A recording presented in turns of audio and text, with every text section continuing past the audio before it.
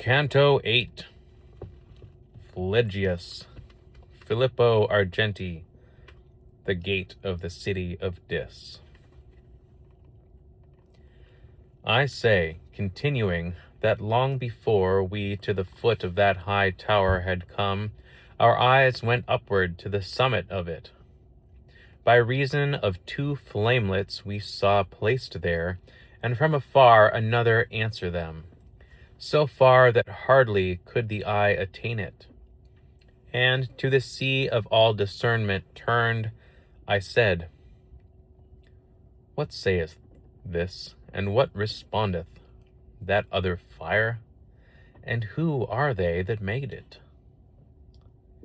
And he to me, Across the turbid waves what is expected thou canst now discern, if reek of the morass conceal it not. Cord never shot an arrow from itself, that sped away athwart the air so swift, as I beheld a very little boat come o'er the water towards us at that moment, under the guidance of a single pilot, who shouted, Now art thou arrived, fell soul! Phlegius, Phlegius, thou criest out in vain for this once, said my lord. Thou shalt not have us longer than in the passing of the slough. As he who listens to some great deceit that has been done to him, and then resents it, such became Phlegius in his gathered wrath. My guide descended down into the boat, and then he made me enter after him, and only when I entered seemed it laden. Soon as the guide and I were in the boat, the antique prow goes on its way, dividing more of the water than 'tis wont with others. While we were running through the dead canal, up rose in front of me one full mire, and said, Who art thou that comest ere the hour? And I to him, Although I come, I stay not. But who art thou that hast become so squalid? Thou seest that I am one who weeps, he answered, and I to him, With weeping and with wailing, thou spirit maledict, do thou remain. For thee I know, though thou art all defiled. Then stretched he both his hands unto the boat, whereat my wary master thrust him back, saying, Away there with the other dogs. Thereafter, with his arms, he clasped my neck. He kissed my face and said, Disdainful soul, blessed be she who bore thee in her bosom. That was an arrogant person in the world. Goodness is none that decks his memory, so likewise here his shade is furious. How many are esteemed great kings up there, who here shall be like unto swine in mire, leaving behind them horrible dispraises.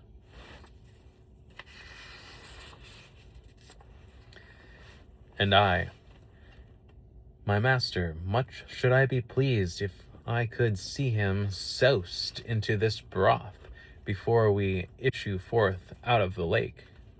And he to me, Ere unto thee the shore reveal itself, thou shalt be satisfied. Such a desire 'tis meet thou shouldst enjoy. A little after that, I saw such havoc made of him by the people of the mire, that still I praise and thank my God for it. They all were shouting, At Filippo Argenti! And that exasperate spirit Florentine turned round upon himself with his own teeth. We left him there, and more of him I tell not, but on mine ears there smote a lamentation, whenceforward I intent unbar mine eyes. And the good master said, Even now, my son, the city draweth near, whose name is Dis, with the grave citizens, with the great throng. And I, It's mosques already, master. Clearly within there, in the valley, I discern vermilion, as if issuing from the fire they were. And he to me, The fire eternal that kindles them within makes them look red, as thou beholdest in this nether hell. Then we arrived within the moats profound that circumvallate that disconsolate city. The walls appeared to me to be of iron. Not without making first a circuit wide, we came unto a place where loud the pilot cried out to us, Debark! Here is the entrance. More than 1,000 at the gates I saw, out of the heavens rained down, who angrily were saying, Who is this that without death goes through the kingdom of the people dead? And my sagacious master made a sign of wishing secretly to speak with them. A little then they quelled their great disdain, and said, Come thou alone, and he be gone. Who has so boldly entered these dominions? Let him return alone by his mad road.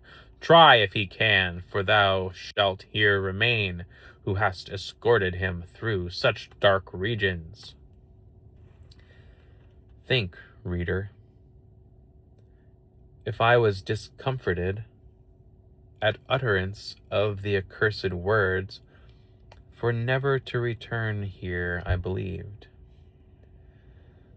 O my dear guide, who more than 7 times hast rendered me security and drawn me from imminent peril that before me stood, do not desert me, said I, thus undone, and if the going farther be denied us, let us retrace our steps together swiftly.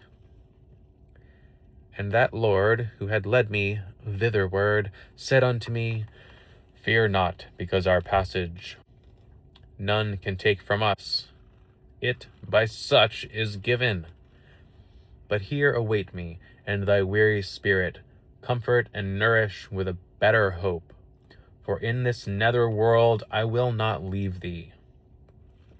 So onward goes, and there abandons me my Father sweet, and I remain in doubt. For no, and yes, within my head contend. I could not hear what he proposed to them, but with them there he did not linger long. Ere each within in rivalry ran back, they closed the portals, those our adversaries, on my lord's breast, who had remained without, and turned to me with footsteps far between. His eyes cast down, his forehead shorn had he of all its boldness, and he said with sighs, Who has denied to me the dulsome houses? And unto me, Thou, because I am angry, fear not, for I will conquer in the trial, whatever for defense within be planned. This arrogance of theirs is nothing new, for once they used it at less secret gate, which finds itself without a fastening still. Or it didst thou behold the dead inscription, and now this side of it descends the steep, passing across the circles without escort, one by whose means the city shall be opened.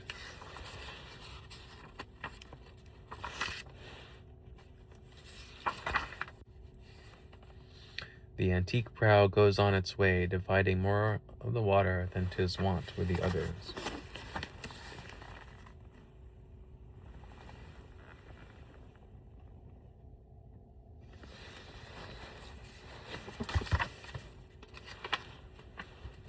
Then stretched he both his hands unto the boat, whereat my wary master thrust him back.